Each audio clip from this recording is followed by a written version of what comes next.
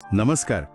आज आपण एका खूप खास आणि महत्वाच्या स्वामी संदेशावर बोलणार आहोत.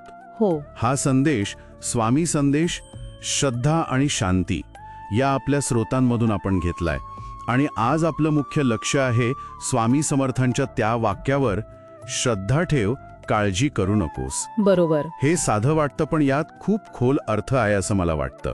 हो. तर याचा नेमका अर्थ काय आणि आपल्या आयुष्यात तो कसा लागू होतो हे जरा उलगडून पाहूया. हो, नक्कीच. हे वाक्य आहे ना, ऐकायला खरंच खूप साधं सोपं वाटतं, हां. पण अनुभवायला गेलं की त्यात खूप काही आहे. आता श्रद्धा ठेवणे म्हणजे काय? स्रोत सांगतात की केवळ देवपूजा किंवा नुसता दिवा लावणं नाहीये ते. अच्छा. त्याचा अर्थ आहे पूर्ण मनाने, म्हणजे अगदी काही शंका न ठेवता एका मोठ्या शक्तीवर, स्वामींवर विश्वास ठेवणं, स्वतःला अगदी झोकून देणं. समर्पण म्हणायचं का? अगदी समर्पण. आणि मग दुसरा भाग येतो, काळजी करू नकोस. हो, हा भाग जास्त कठीण वाटतो मला, कारण काळजीचे प्रसंग तर येतच राहतात ना आयुष्यात. बरोबर आहे.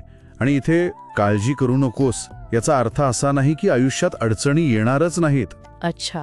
तर त्या अडचणी येतात, संकट येतात, पण त्यात आपलं मन स्थिर ठेवायचं, विचलित होऊ द्यायचं नाही. पण हे कसं शक्य आहे? हे तेव्हा शक्य होतं जेव्हा आपल्या मनात तो ठाम विश्वास असतो की स्वामी माझ्यासोबत आहेत, ते बघून घेतील सगळं.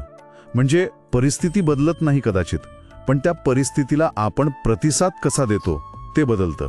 म्हणजे हा एक दृष्टिकोन बदलण्याचा प्रकार आहे, मानसिक आणि आत्मिक म्हणू शकतो आपण. अगदी. श्रोतांमध्ये खूप सुंदर वाक्य आहे, तू एकटा नाहीस. हो, हे वाचल्यावरच खूप आधार वाटतो. खरंच, जसं लहान मूल आईजवळ कसं निर्धास्त असतं, त्याला कसली चिंता नसते, तसा भक्त स्वामींच्या आश्रयाला असतो असं म्हटलं आहे. किती छान कल्पना आहे ही. आणि इतकंच नाही, पुढे जाऊन श्रोत असंही सांगतात की स्वामी भक्तांच्या चिंतांचं ओझं स्वतःवर घेतात. हो. आपल्या मनातली भीती असेल, शंका कुशंका असतील किंवा भविष्याची उगाच केलेली चिंता, हे सगळं स्वामींना सोपवून द्यायचं आणि मन शांत ठेवायचं. हा त्या संदेशाचा गाभा आहे बघा. आणि इथे हे समजून घेणं महत्वाचं आहे की ही श्रद्धा म्हणजे काहीतरी अंधश्रद्धा नव्हे. बरोबर. श्रोत याला आत्मा आणि परब्रह्म यांच्यातला एक खोल नातं म्हणून बघतात.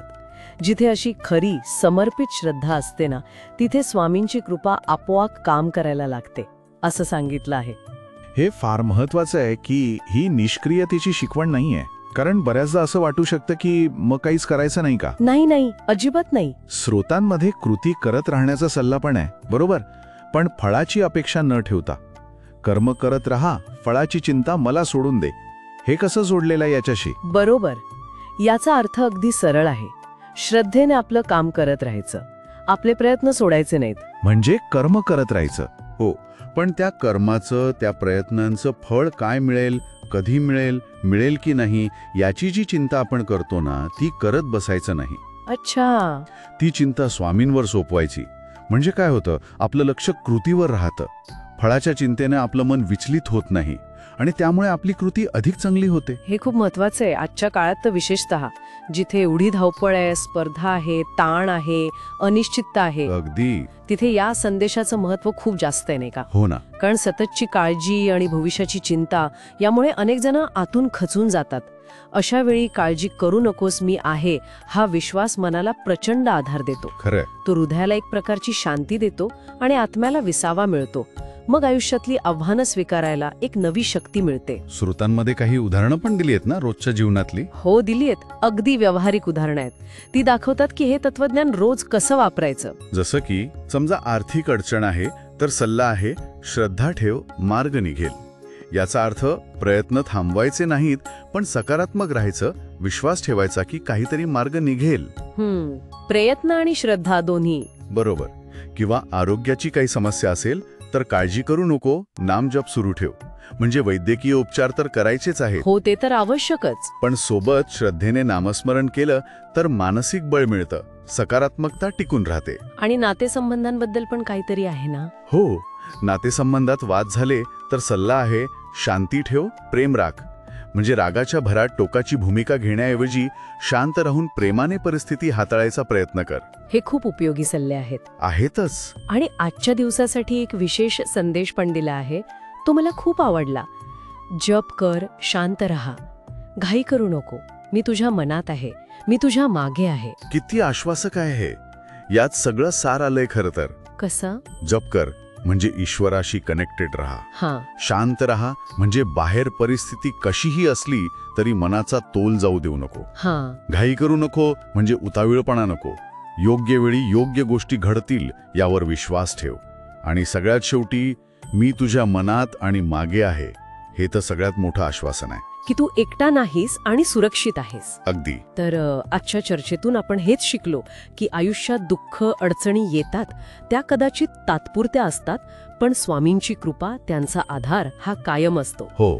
फक्त आपली श्रद्धा टिकून राहायला हवी, बरोबर. ती ढळायला नको. बरोबर. आणि पुन्हा एकदा सांगते, ही श्रद्धा आपल्याला आळशी किंवा निष्क्रिय बनवत नाही. नाही. उलट ती आपल्याला अधिक शांतपणे, स्थिर चित्ताने आणि अधिक चांगल्या प्रकारे आपलं काम करत राहायला मदत करते. फळाची चिंता न करता. ही एक प्रकारची सक्रिय श्रद्धा आहे. सक्रिय श्रद्धा हं. खूप छान शब्द आहे. अगदी समर्पक.